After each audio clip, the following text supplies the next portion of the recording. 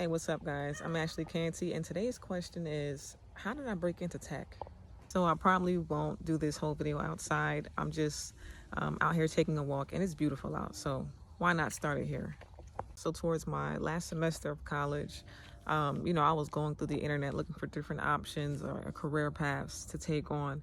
I was studying computer science, but there were just so many like avenues to take, and I wound up finding a YouTube channel called Coding Phase, and I checked out his videos. The guy's name is Joe Santos Garcia. You should check it out. So he was talking about web development and how he was doing freelance and watching a lot of his videos, and I was just convinced that, okay, I'm gonna go with web development. Like, that's what I'm gonna stick with. And so when I graduated, I had went back home and I was studying that for a bit, going through his courses, and that's actually what helped me to like understand like basic programming concepts like object-oriented programming. So in particular, he had a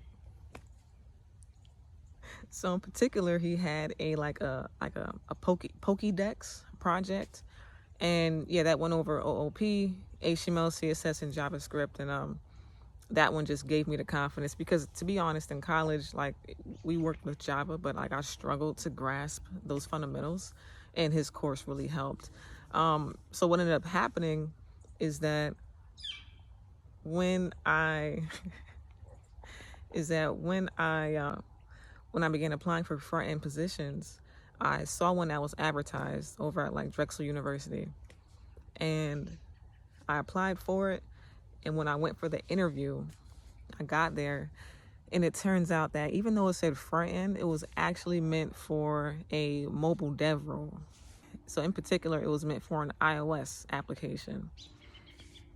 Now, because I was fresh out of college and had no experience, I just needed a shot. And so I told them that that's not web development, but hey, I'm still interested in going for it. And so I was with them for, I want to say 1.5 to 2 months.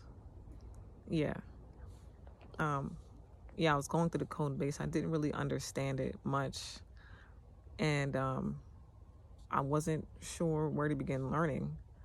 And so basically, that startup wound up concluding, right? They decided to discontinue that project.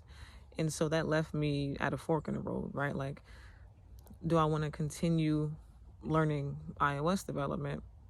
Because I happen to have a MacBook. Oh, that part. So I happen to have a MacBook. And the reason I had a MacBook was because Joe from Coding Phase recommended that, hey, if you're going to start with web development, right, he recommended you get a MacBook.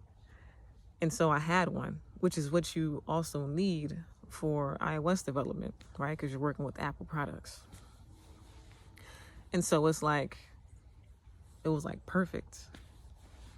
So yeah, I was at a fork in the road where I had to decide between, going back to learning web development or continuing on with iOS development.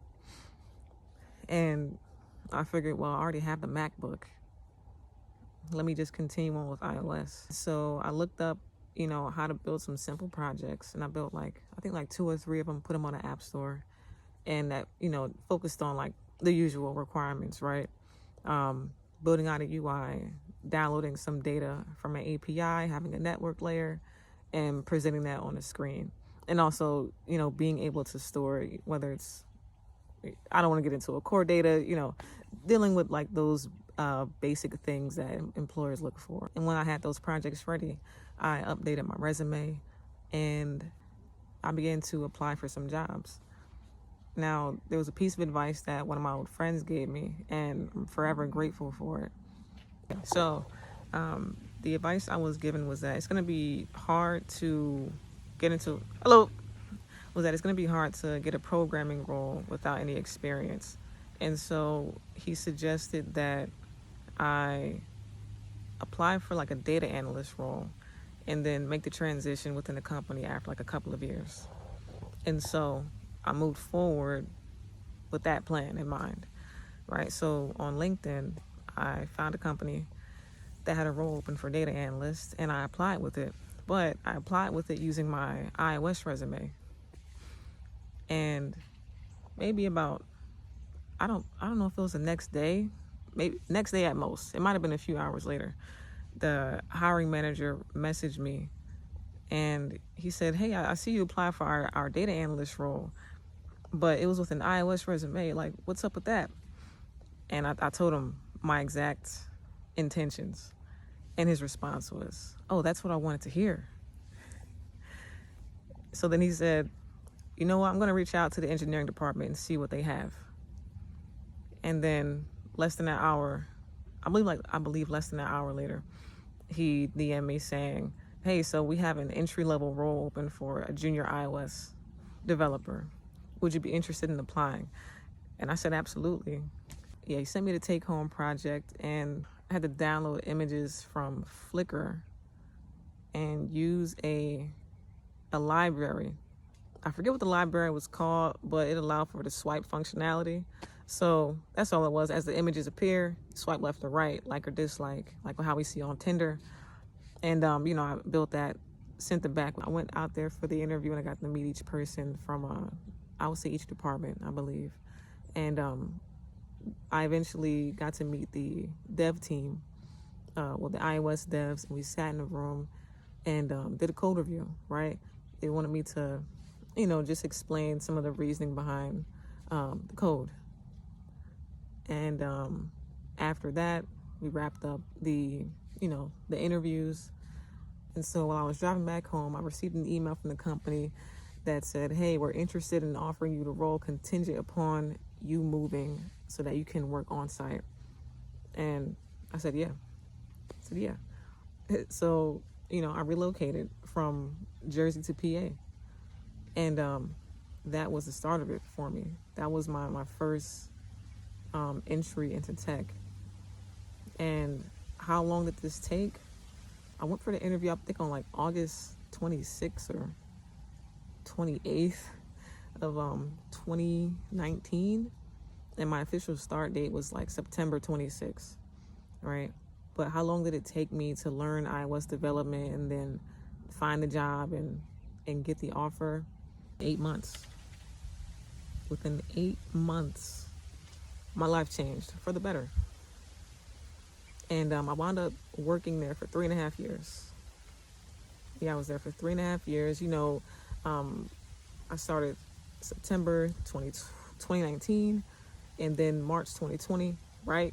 COVID kicked off, lockdown happened. So then we were all working remote for the next 3 years.